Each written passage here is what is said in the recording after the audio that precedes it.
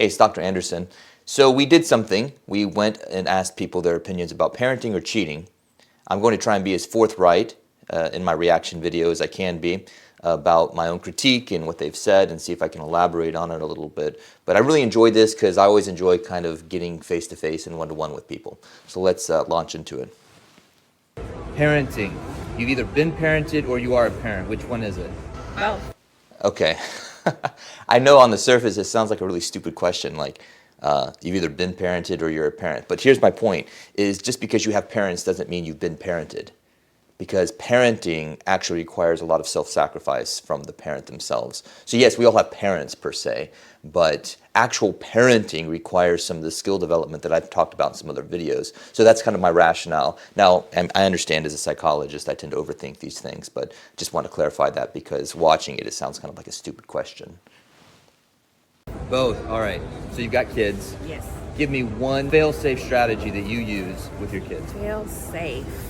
I don't know if there's such a thing, but definitely. Very good point. You know, there is no fail-safe strategy to parenting. If there's one thing that I hear most often and have personally experienced is that you want there to be, you want to be perfect, but it's never happened, it never will. So for all the viewers that really get down on themselves about the mistakes they made, understand there is no fail-safe, and there doesn't need to be because each kid's unique. So if you go into parenting thinking, I got to check all the boxes, I got to do all the right things, I got to read all the right books, you know, do extensive research on crying it out versus letting them sleep with you until they're 15. There's no such thing. You got to treat each kid different. No, it's important for you to take in information and to digest it and to get feedback from people you trust, but there is no absolutely perfect way to do parenting. Parenting the individual kid versus what you did for one automatically works for the other. First of all, one's a boy, one's a girl, so Okay. that's a difference. And then the age difference, and then times are just changing. So like my daughter's 4 years younger than my son, so what I did for him doesn't always work for her because of different personalities and different times and boy versus girl. So She makes excellent points, very wise mother here. She realizes her kids are different. She doesn't use the same parenting strategy for both of her children. You know, the interesting thing, though, to elaborate on that is we often go to the parenting strategies that we were parented with. So in a way, it's kind of an extension of that. If you're going to treat each kid different, that means you see them as unique. And if you see them as unique, then maybe you don't need to always use the strategies that you were taught with. So you find yourself maybe resorting to kind of some of the same punitive measures that your parents did, spanking, slapping, something like this. When I was a kid, my dad slapped me a couple times, and when I had my oldest, you know, the oddest thing was like I felt that naturally arise in me. I didn't, but I felt it arise in me, and I felt such shame about that. But then I understand where it was coming from, and I suppressed it, and I said, no, that's not appropriate, I'm not going to do that, right? So just because you have the urge to parent in the good and bad ways that you were parented doesn't mean you actually have to follow through with that. Decide how your kid needs direction, decide if it's an appropriate way to do it, get feedback from people you trust, and treat each kid different. There's differences between boys and girls and personalities, like she points out, so I really like her point here. I don't know a foolproof way, but I just think just individual parenting of the child versus this is what I'm going to do with all my kids, like across the board kind of thing. When you said times are changing, I kind of got the impression that you meant like some like social pressures and stuff like that. Social pressures, and they're different for girls than they are for boys. And my son's an introvert, my daughter's an extrovert, so you know, he didn't really want to go everywhere, but she wants to be everywhere. So it's different rules, unfortunately, because I didn't have to tell him no because he didn't want to go. But her, I have to tell her no all the time because she would be everywhere if you let her. When I'm counseling parents, what I often hear is, I can't relate to my kid. I don't know how to do this.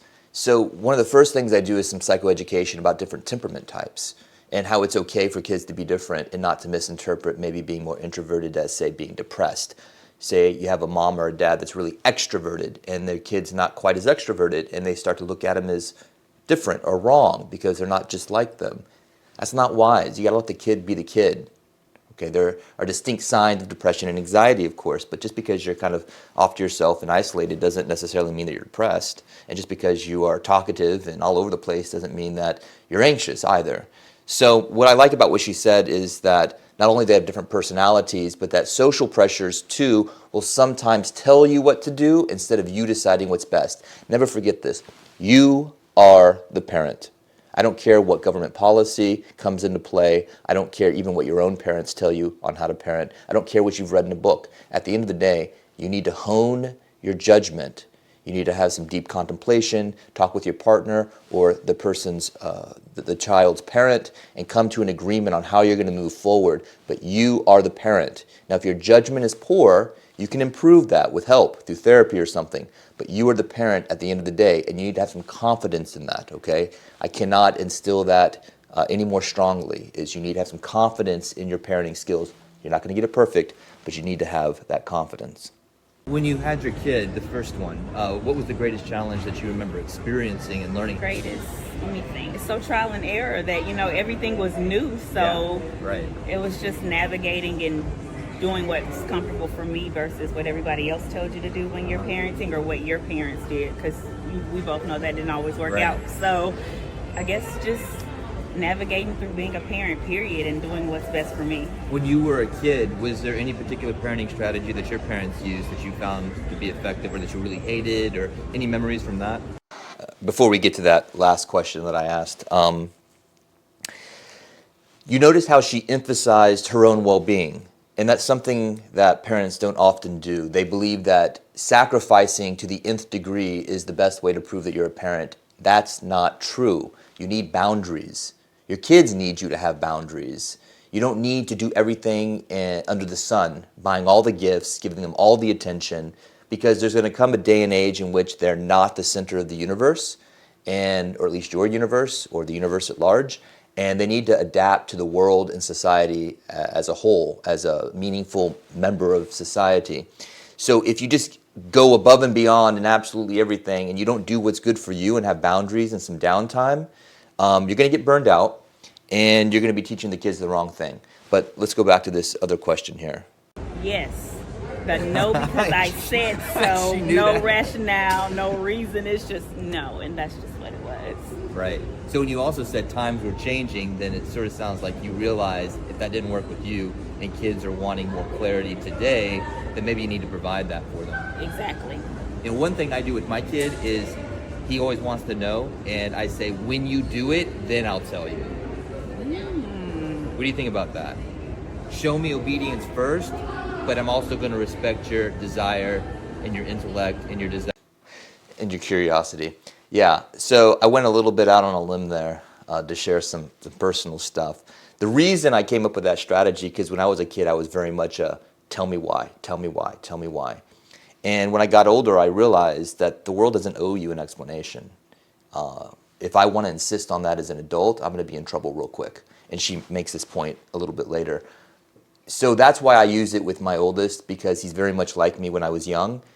I want to respect his curiosity, but I also want to let him know that there are things that you have to do in the world because an authority figure told you to. You may not like that, well, become the authority figure.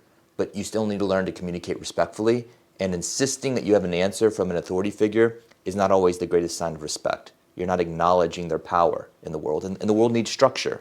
We don't need to abuse the structure, but we need structure. So you're teaching that to the kid from a young age. That's a give and take. Yeah? That's a give and take. You show me you deserve it, and well, are you meaning punishment wise No, or no. just rationale of why it is what it is? Yeah. My children, I don't know how well that would work because they want to know why ahead of time to rationalize, I think, in their mind why it doesn't make sense or why it's not obtainable. So I'm gonna ask you another question. Okay. All right. So assuming that everything we're teaching our kids today prepares them to be an adult, if they were to take that same strategy, being given the explanation first before they do something, how would that play out with their employer? Because employers are kind of like mom. It's no because I said so. All right, first of all, is there a condition in which it's okay? All right, so we cut that and we went on to the second scenario with cheating behavior. But I want to just elaborate that on one last time, and that is because when I'm parenting and I have insecurities, I always fall back on what does my kid need to learn about the world and how it operates, because this microcosm of this family unit is not truly indicative of the world. I want them to feel safe. I want them to develop. I want them to have opportunities, of course. But the reality is when you get out in the world, employers don't owe you anything. IRS doesn't care, doesn't have to offer you an explanation. Police officers, when they pull you over, aren't going to tell you why they pulled you over. They usually ask you first.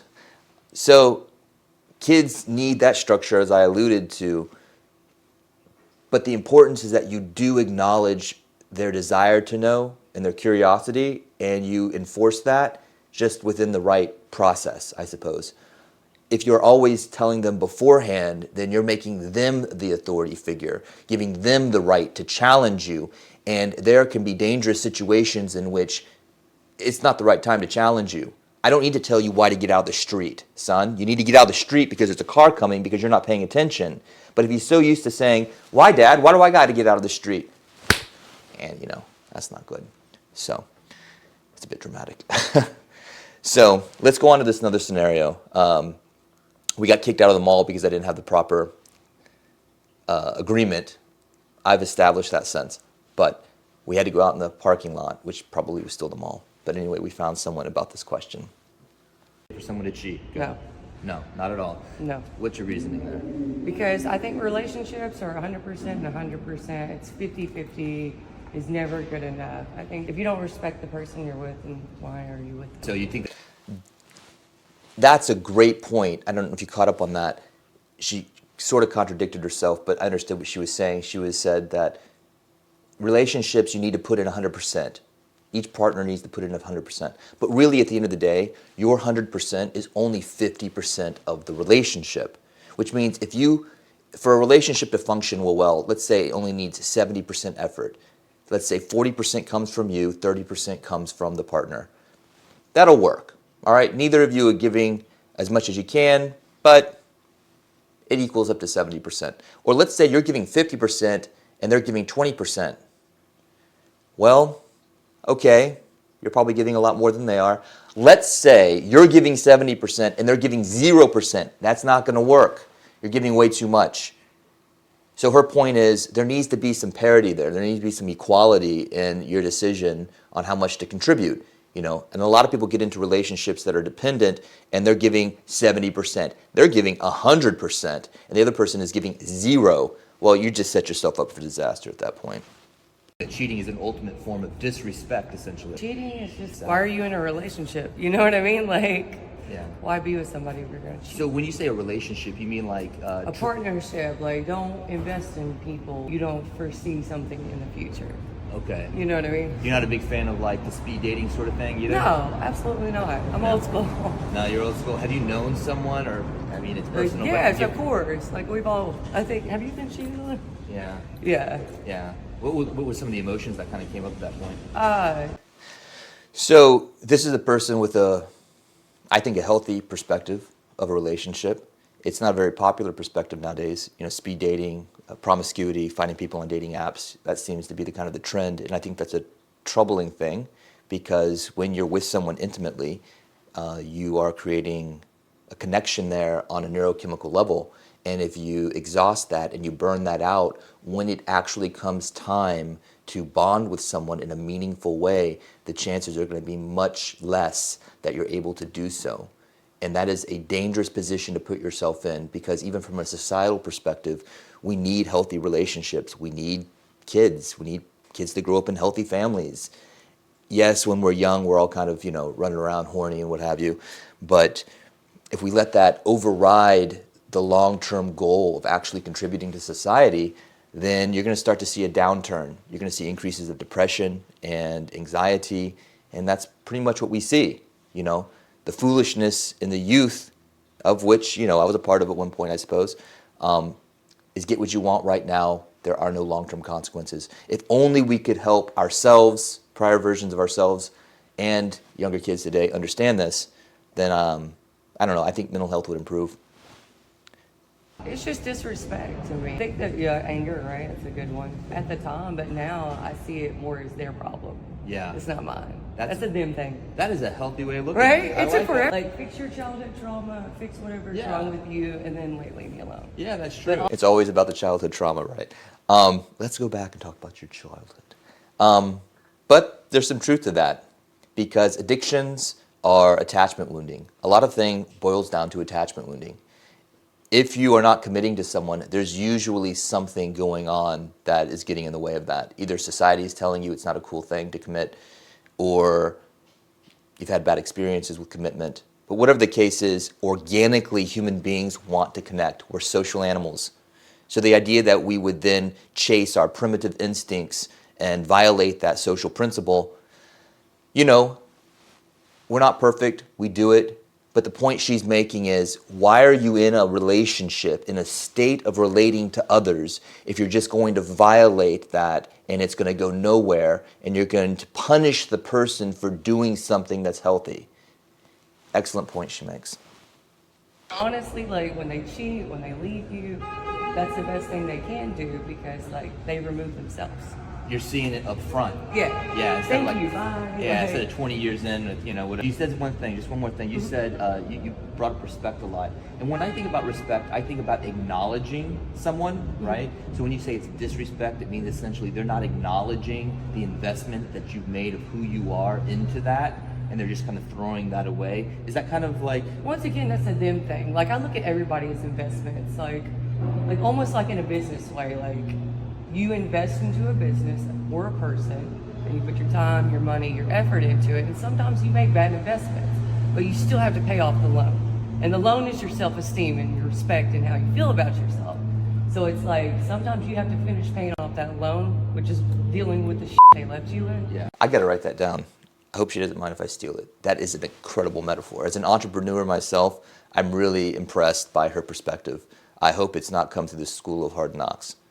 I get the impression maybe it did, but she sorted it out really, really well. Because if there's anything I can say to you, to myself, to my loved ones, is that every move you make is a strategy towards a long-term investment.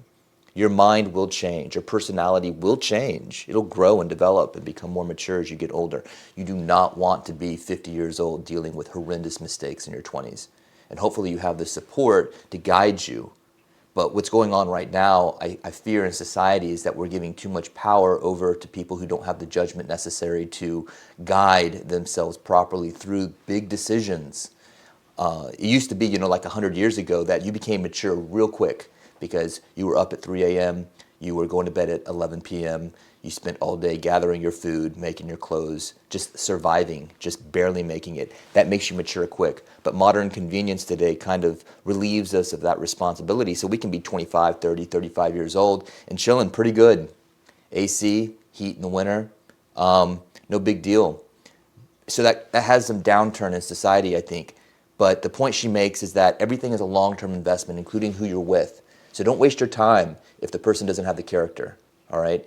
And we've talked about cheating and other circumstances, but maybe today's reactions for some people that I gather will elucidate on this a little bit, maybe kind of a... And then like sometimes the business works out. But I mean, it's just a gamble. All right, yeah, it's a gamble. But you know what? The people that benefit most from gambling study the card game. They select the right times. They have boundaries on how much they're going to invest. They know when to pull out. They don't sit at the table all night long, losing their ass at poker. They remember they have a family. They have things that they need to tend to. And they get up and they go back up to their hotel room. And they don't keep on gambling and gambling and gambling. They learn from the mistakes. And I think that's kind of what she's getting at. And, you know, I'm going to write that down. I really like that.